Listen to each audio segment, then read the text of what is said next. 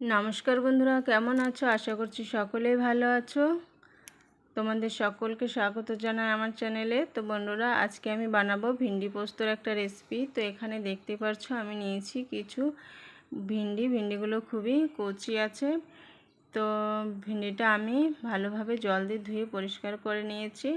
আর এখন ভিন্ডিটা আমি কেটে নেব। তো দেখতে পাচ্ছ একটা চাকুর সাহায্যে আমি ভিন্ডির আগে আর মুখটা আর পেছনের দিকটা কেটে নিচ্ছি। তো বন্ধুরা, ভিডিওটা স্কিপ না করে পুরো ভিডিওটা দেখার অনুরোধ রইল। আশা করছি তোমাদের সকলেরই ভালো লাগবে। তো ভিন্ডি অনেক ধরনের রান্না করে খাওয়া যায়, তো আজকে আমি বানাবো ভিন্ডি পোস্ত। তো এখন ভিন্ডিটা আমার কাটা হয়ে গেছে। তো স্বাদ মতো লবণ, হলুদ আর লঙ্কা গুঁড়ো দিয়ে দিলাম। আর এখানে 1 চামচ দিয়ে দিলাম বেসন। আর এখন এই সব কিছু দিয়ে ভিন্ডিটা আমি ভালোভাবে ম্যারিনেশন করে নেব। তো বন্ধুরা, দেখতে পাচ্ছ ভিন্ডিটা আমার ম্যারিনেশন করা হয়ে গেছে। এখন একটা মশলা তৈরি করব। তো এখানে নিয়েছি 2 চামচ পোস্ত, 1 চামচ সরষা, আর নিয়েছি 5 থেকে 6টা কাজু, আর নিয়েছি 4টে কাঁচা লঙ্কা। এখন এই সব কিছু একটা পেস্ট তৈরি করে নেব। তো দেখতে পাচ্ছ বন্ধুরা, আমার পেস্টটা তৈরি করা হয়ে গেছে। এখন গ্যাস অন করে গ্যাসে আমি কড়াই বসিয়ে দেব। আর কড়াইতে আমি দিয়ে দেব পরিমাণ মতো সরিষার তেল। আর তেলটা ভালোভাবে গরম হয়ে গেলে আমি ম্যারিনেশন করা ভিন্ডিটা দিয়ে দেব। আর ভিন্ডিটা দিয়ে ভিন্ডিটাকে ভালোভাবে আমি ফ্রাই করে নেব। তো যেসব বন্ধুরা আমার চ্যানেলে নতুন আছে অবশ্যই আমার চ্যানেলটি সাবস্ক্রাইব করে আমার পাশে থাকবেন। আর যারা আগে থেকেই সাবস্ক্রাইব করে রেখেছো তাদের অসংখ্য ধন্যবাদ। তো এভাবে নাড়িয়ে চাড়িয়ে আমি ভিন্ডিটা ভালোভাবে ফ্রাই করে নেব।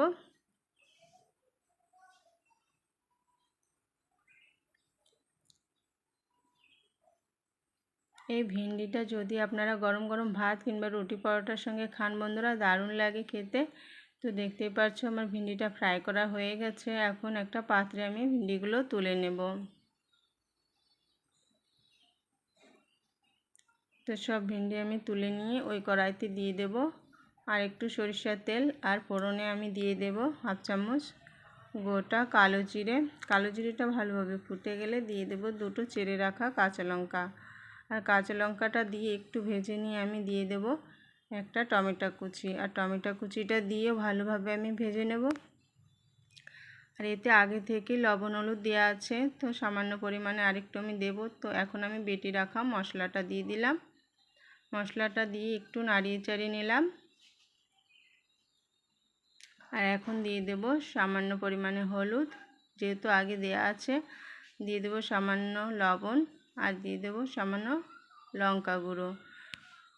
আর এখন মশলার বাটিটা ধুয়ে একটু জল দিয়ে দেব। আর জলটা দিয়ে মশলাটা আমি ভালোভাবে কষিয়ে নেব। তো বন্ধুরা, এইভাবে ভিন্ডিটা আপনারাও বাড়িতে অবশ্যই একবার ট্রাই করে দেখবেন, দারুণ টেস্টি হয় খেতে।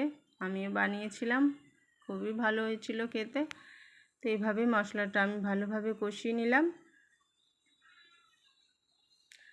যখন মশলা থেকে তেল ছেড়ে দেবে তখন আমি এর মধ্যে দিয়ে দেব সামান্য পরিমাণে জল।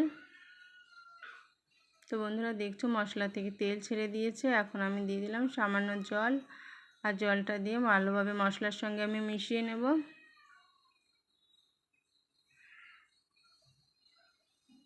আর জলটা যখনই ফুটে আসবে তখন একটু নাড়িয়ে চাড়িয়ে আমি ফ্রাই করে রাখা ভিন্ডিগুলো দিয়ে দেব। তো দেখতেই পাচ্ছ ভিন্ডিটা দিয়ে দিয়েছি। আর ভিন্ডিটা দিয়ে আমি ভালোভাবে গ্রেভির সঙ্গে মিশিয়ে নেব। আর এইভাবে আমি কিছুক্ষণ রান্নাটা করে নেব। মাঝে মাঝে একটু এভাবে নাড়িয়ে চাড়িয়ে দেব, যেহেতু কাজু পোস্ত আছে তলায় লেগে যেতে পারে। মাঝে মাঝে এভাবে আমি নাড়িয়ে দেব। তো বন্ধুরা, আমার ভিন্ডি পোস্ত রেসিপিটা কমপ্লিট হয়ে গেছে। তো বন্ধুরা, কেমন হয়েছে কমেন্টে অবশ্যই জানিও। আর ভালো লাগলে লাইক শেয়ার করো। আর অবশ্যই তোমরা বাড়িতে একবার এইভাবে ট্রাই করে দেখো, দারুণ লাগে খেতে। তো আমি আজকের মতো এখানেই শেষ করছি। দেখা হবে নতুন কোনো রেসিপির সঙ্গে। সকলে ভালো থেকো, সুস্থ থেকো। নমস্কার।